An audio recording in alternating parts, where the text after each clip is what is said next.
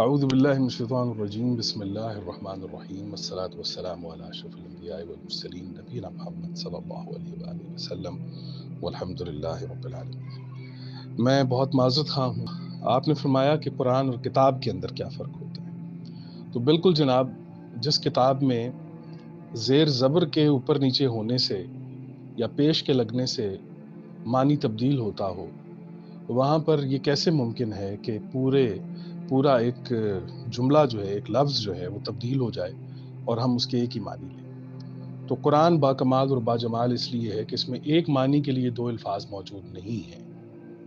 پورے قرآن میں مترادفات کا کوئی وجود نہیں ہے، تو وہ الگ الگ کرتا ہے ہر چیز کو، تو ایک معنی کے لیے وہ ایک لفظ استعمال کرتا ہے۔ تو ہم بات کریں گے کہ کیا فرق ہے کتاب اور قرآن میں۔ کتاب دیکھیے، کتاب کہتے ہیں تجمع العناصر والاسباب، کتاب کہتے ہیں تجمع العناصر والاسباب۔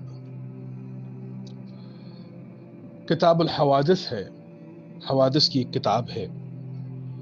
اب ایک شخص دھوپ میں کھیل رہا تھا، کھیلتے کھیلتے وہ آیا، وہ ٹھنڈے پانی سے نہایا، پھر وہ دھوپ میں کھڑا ہو گیا، اس نے اپنے آپ کو سکھایا، اس کے بعد پھر وہ ایک پنکھے کے نیچے جا کے ٹھنڈی ہوا میں بیٹھ گیا۔ تو یہاں جو اس کو بخار ہوگا یا کوئی بھی بیماری اس کو لاحق ہوگی، تو اس کی ایک کتاب ہے، اس کے کچھ عناصر ہیں، اسباب ہیں، عوامل ہیں کہ جو یکجا ہوئے تو وہاں یہ نتیجہ پیدا ہوا۔ تو کتاب تو کہتے ہیں تجمع العناصر والاسباب، کتبہ کا مطلب یہی ہوتا ہے۔ آپ لغت میں اگر جائیں گے تو دیکھیں گے کہ وہ کہتے ہیں کتب السقایا، کہ مشق کا منہ باندھ دیا ہے۔ وہ بدو جب سفر کرتے تھے تو وہ کہتے تھے کتب السقایا، کہ مشق کا منہ باندھ دو، اکٹھا کر دو، اس کو آگے سے جمع کر دو تاکہ پانی جو ہے وہ باہر نہ آ سکے۔ کتب الوثاق کہا جاتا ہے۔ تو اسی طریقے سے کتاب ہے مختلف عناصر، عوامل اور اسباب کی۔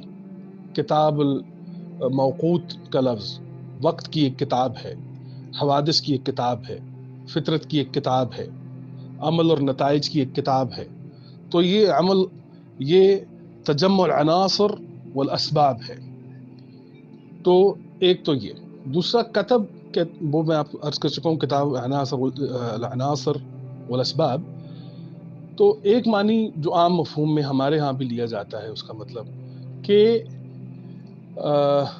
نیت الفلان مکتوب علی الجبین، کہ فلاں شخص کی نیت جو ہے وہ اس کے ماتھے پر لکھی ہوئی ہے۔ جیسے ہم کہتے ہیں کہ فلاں شخص کے ماتھے پر لکھا ہوا ہے کہ بہت چالاک ہے، فلاں بڑا بے وقوف ہے، اس کے ماتھے پر، حالانکہ اس کے ماتھے پر لکھا نہیں ہوتا، لیکن ہم تجمع العناصر، الاسباب، العوامل، اس سے اندازہ لگاتے ہیں کہ یہ انسان، اس کی کتاب کیا ہے۔ تو سب سے پہلے تو آپ یہ جان لیجئے کہ کتاب جو ہے یہ بحثیت جملہ، بحثیت لفظ جو ہے یہ کہاں پر سٹینڈ کرتا ہے۔ اسی طریقے سے اب آئیے کتاب کے ایک اور اینگل کی طرف، ایک اور رنگ کی طرف۔ اپنی ابتدا میں سورہ البقرہ آیت نمبر 2 میں اللہ تعالیٰ نے فرمایا، بسم اللہ الرحمن الرحیم، ذالک الکتاب لا ریب فیہ ھدی للمتقین۔ کتاب جو ہے وہ ھدی للمتقین ہے، لیکن اسی سورہ البقرہ کی آیت نمبر 185 میں جب آپ جائیں گے تو وہاں پر آپ دیکھیں گے قرآن کے بارے میں ھدی للناس۔ کتاب جو ہے ھدی للمتقین ہے اور قرآن جو ہے وہ ھدی للناس ہے۔ تو یہاں پر ایک بہت بڑا فرق آپ کو ملے گا، کیونکہ قرآن کا لفظ سورہ البقرہ کی آیت نمبر 185 میں پہلی دفعہ استعمال ہوا ہے، اور یہاں پر کتاب کا لفظ جو ہے وہ دوسری آیت سورہ البقرہ کی اس میں استعمال ہوا ہے۔ کتاب جو ہے اس کے بارے میں کہا جا رہا ہے کہ ھدی للمتقین ہے، اور قرآن جو ہے وہ ھدی للناس ہے۔ ہر متقی جو ہے وہ انسان ہے، لیکن ہر انسان متقی نہیں ہے۔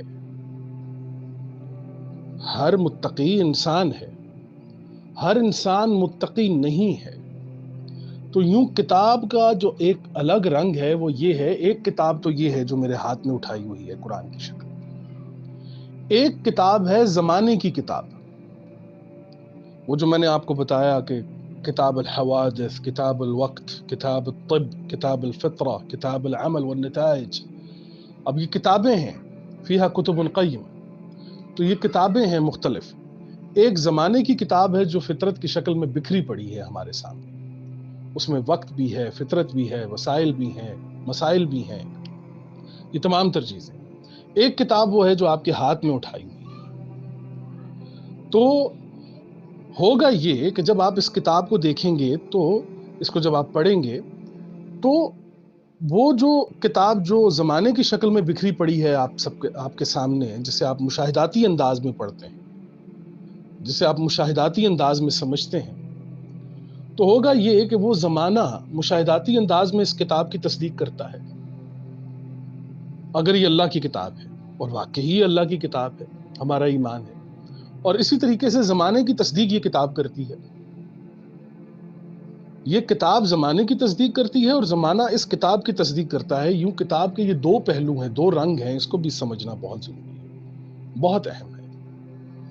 دوسری بات، قرآن میں محکمات اور متشابہات کے حوالے سے جو بات آتی ہے، تو جو چیزیں محکم ہیں وہ رسالے کے اندر آتی ہیں، وہ کتاب کے اندر آتی ہیں، اور جو متشابہ ہیں وہ نبوہ کے اندر آتی ہیں، وہ قرآن کے اندر آتی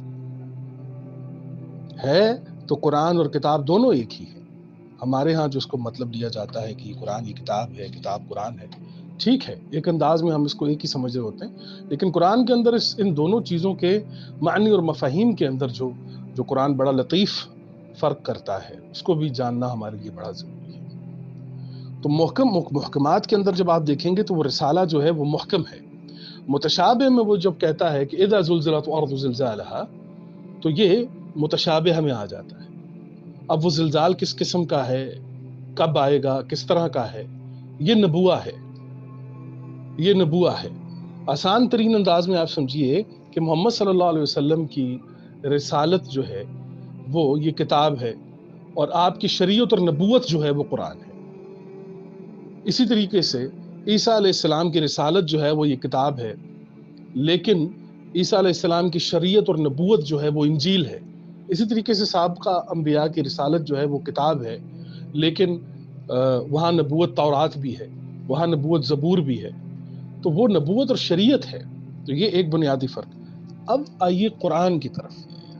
قرآن کا لفظ، قرآن کسے کہتے ہیں؟ تو قرآن میں ہمارے ہاں لغوی طور پر یہ سمجھا گیا کہ قرآن جو ہے وہ قرأ سے ہے۔ لغوی طور پر اس کو یہ کہا گیا کہ اقرأ باسم ربک الذی خلق، تو قرآن جو ہے وہ قرأ سے لیا گیا۔ حالانکہ قرآن کریم میں پڑھنے کے لیے ایک الگ سے لفظ موجود ہے جسے آپ کہتے ہیں تلو۔ اتامرون الناس بالبر وتنسون انفسکم وانتم تتلون الکتاب فلا تعقلون۔ تو تلو میں آپ جانتے ہیں کہ جسے آپ پیروی کرنا، پیچھے چلنا، پڑھنا، جسے آپ پڑھنے کے ہی معنوں میں لیتے ہیں، تو وہ تلو کا لفظ تو آگے آپ کے پاس۔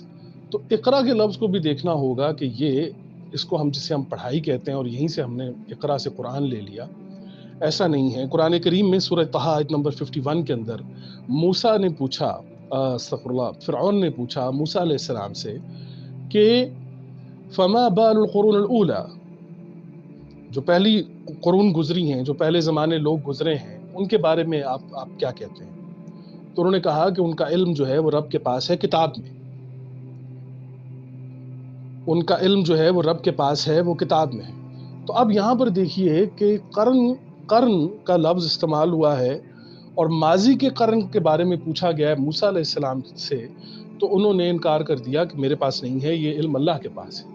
لیکن یہی بات جب محمد صلی اللہ علیہ وسلم کی طرف آتی ہے، تو اب موسیٰ علیہ السلام اپنے موجودہ زمانے کے قرن سے تو واقف ہیں، ماضی کے قرن سے وہ واقف نہیں ہیں۔ وہ کہہ رہے ہیں میں نہیں جانتا، اس کا علم جو ہے وہ رب کے پاس ہے۔ لیکن محمد صلی اللہ علیہ وسلم کی جب بات آتی ہے تو کہا جاتا ہے حل اتاک حدیث موسیٰ، آپ کو موسیٰ کی حدیث دی گئی ہے، آپ بتایا جا رہا ہے کہ آپ وہاں پر نہیں تھے جب مریم کے بارے میں قرآن ڈالا جا رہا تھا، ہم آپ کو بتا رہے ہیں آپ وہاں پر موجود نہیں تھے، ماضی میں یہ ہوا، ماضی میں یہ ہوا، حال میں یہ ہو رہا ہے، مستقبل میں یہ ہونے جا رہا ہے۔ تو یوں یہ 3 قرون جو ہیں، 3 زمانے جو ہیں، ان کا مرکز جو ہے محمد صلی اللہ علیہ وسلم کی شخصیت ہے۔ تو قرآن جو ہے یہ تقارن ہے، موازنہ ہے، جسے آپ کمپیریزن کرنا کہتے ہیں۔ 3 زمانوں کا کمپیریزن جو ہے ان قرون کا، اسے آپ کہتے ہیں قرآن۔ قرآن، الرحمن علم القرآن۔ الرحمن مطلب یہ جو نگران ہوتے ہیں نا جی، قرآن کے متحمل یہ ہوتے ہیں، جو 3 زمانوں کے اوپر ایک وقت میں سفر کر رہے ہوتے ہیں. اور اس کی بہت سی، پھر کبھی انشاءاللہ موقع ملا تو میں آپ کو مثالیں دے سکتا ہوں کہ قرآن کریم میں وہ کون سی شخصیات ہیں کہ جو ایک ہی وقت میں 3 زمانوں کے اندر سفر کر رہے ہیں. تو یہ ہے قرآن. اور قرآن جو ہے یہ تقارن سے ہے، قرنہ سے ہے.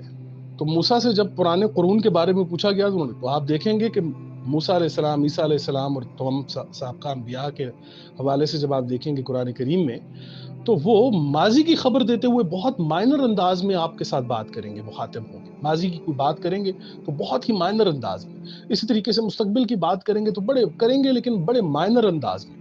لیکن جب آپ صلی اللہ علیہ وسلم کی بات ہوتی ہے تو ایک مکمل کلی انداز میں محمد صلی اللہ علیہ وسلم پر جو یہ قرآن نازل ہوا تو یہ بتا رہا ہے کہ ماضی میں کیا ہوا کلی طور پر، حال میں کیا ہوا کلی طور پر، مستقبل میں کیا ہوگا کلی طور پر.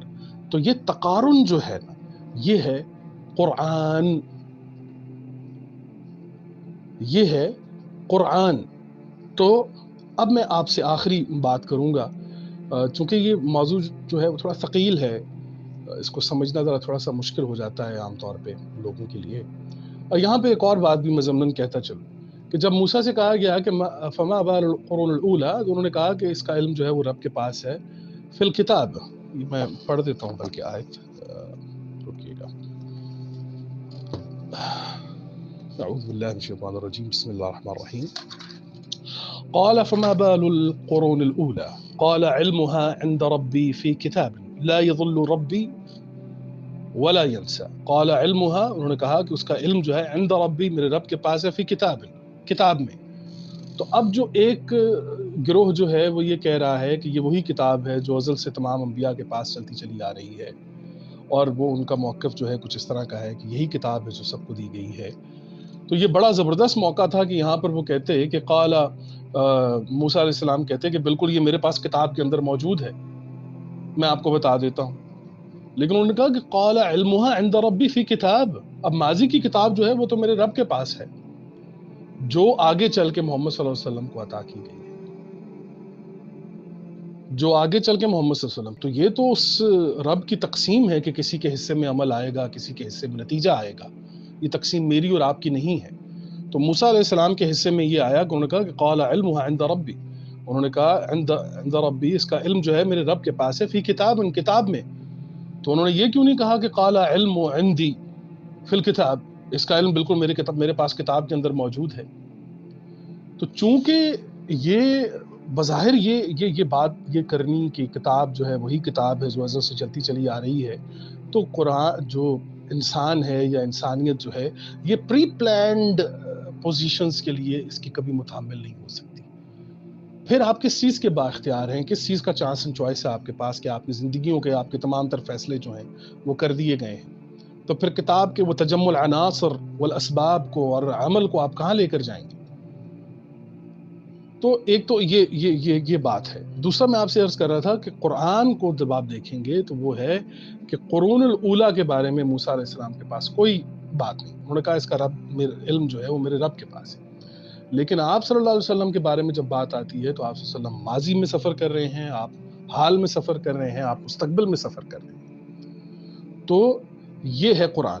آخری جو بات میں آپ کو بتاؤں کہ کتاب اور قرآن کو اگر آپ نے آسان ترین انداز میں سمجھنا ہے تو وہ یہ ہے کہ دو لوگ، ایک کے ہاتھ میں ایک مشعل اٹھائی ہوئی ہے، آگ جل رہی ہے، اور دوسرے کے ہاتھ میں ایک کتاب اٹھائی ہوئی ہے، اور وہ دونوں ایک غار میں داخل ہو گئے ہیں. اب وہ جوں وہ جس کے ہاتھ میں مشعل ہے وہ آگے آگے چل رہا ہے، آگے چلتے جوں نشانات آتے ہیں، تیر کے نشان لگے ہوئے ہیں، کوئی دائیں طرف رستہ جا رہا ہے، کوئی بائیں طرف جا رہا ہے. تو جس جگہ وہ موڑ پر آ کے وہ کھڑے ہوتے ہیں کہ اب یہاں سے دائیں طرف جائیں یا بائیں طرف جائیں، تو وہ جس کے ہاتھ میں مشعل ہے وہ اس کتاب والے سے کہتا ہے کہ ہاں دیکھو بھائی، یہاں پر یہ تیر کے نشان کتاب کے اندر موجود ہیں. ہاں جی کتاب کے اندر تو موجود ہیں. کتاب یہ کہتی ہے کہ دائیں طرف جائیں، بائیں طرف جائیں. تو آپ کو پتہ چلے گا کہ وہ جو ضوء، وہ جو روشنی، وہ جو نور، وہ جو مشعل جو ہے اس بندے نے اپنے ہاتھ میں تھام رکھی ہے، یہ قرآن ہے. اور وہ جو دوسرے انسان کے ہاتھ میں اٹھائی ہوئی ہے یہ کتاب، وہ کتاب ہے، رسالہ ہے، مصدق لما بین یدیہ، جو ان کے ہاتھوں میں ہے، جو تصدیق کر رہا ہے کہ ہاں واقعی اس نور کے اندر جو ہمیں دکھائی دے رہا ہے یہ باقی بالکل یہ سچ ہے، کیونکہ یہ نبوہ ہے، یہ پریڈکشن ہے. اور وہ قرآن جو ہے وہ آپ کے ہمیشہ موجودہ علم سے، آپ کی موجودہ معلومات سے، آپ کے موجودہ زمانے سے یہ قرآن 10 قدم آگے سفر کرتا ہے۔ تو یہ ذہن میں رکھیے کہ قرآن جو ہے وہ کتاب کی امامت کر رہا ہے تو یہ دونوں ایک ہی، قرآن بھی اسی کتاب کے اندر ہے، یہ کتاب بھی قرآن ہے، لیکن ہمارے لیے یہ الفاظ بہت غور طلب ہیں کہ ہمیں دیکھنا ہوگا کہ قرآن اور کتاب کے اندر کیا بنیادی فرق کرتا ہے۔ تو مجھے بڑی امید ہے کہ میں اپنی بات آپ کو سمجھا پایا ہوں، اور اللہ تعالیٰ آپ کو سلامت رکھے۔ انشاءاللہ پھر کبھی زندگی میں موقع ملا تو میں ضرور اس کو مزید اور ڈیفائن کرنے کی کوشش کروں گا، جو ٹوٹی پھوٹا علم جو میرے پاس ہے وہ میں آپ کے سامنے رکھوں گا۔ اور میری کوئی بات حرف آخر نہیں ہے، ایک انسان ہوں اور میری بات غلط بھی ہو سکتی ہے۔ میں ہمیشہ یہ رویہ اختیار کرتا ہوں کہ قرآن کے حوالے سے جو ہے حتمی اور آخری بات جو ہے وہ دنیا کا آخری انسان ہی کر سکتا ہے، وہ میں نہیں کر سکتا۔ اللہ تعالیٰ آپ کو سلامت رکھے، اللہ اپنی رحمتوں اور برکتوں میں محفوظ رکھے، آمین یا رب العالمین۔ السلام علیکم ورحمۃ اللہ وبرکاتہ۔